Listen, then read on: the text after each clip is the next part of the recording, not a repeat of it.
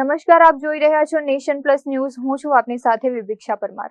વડોદરા શહેરમાં વહેલી સવારે પડેલા ભારે વરસાદ અને ફૂંકાયેલા તેજ પવનના કારણે એક મોટી દુર્ઘટના સર્જાતા અટકી છે.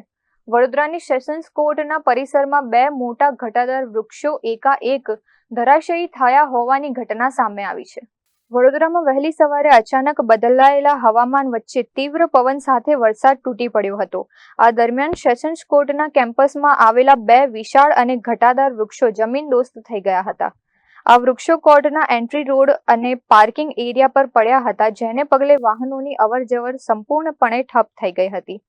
સામાન્ય દિવસોમાં કોર્ટના આ જ માર્ગ પર વકીલો, અસીલો અને મુલાકાતીઓની ભારે ભીડ જોવા મળતી હોય છે, પરંતુ આ ઘટના વહેલી સવારે ઘટી હોવાથી કોઈ જાનહાનિ કે ઈજા થવા પામી ન હતી.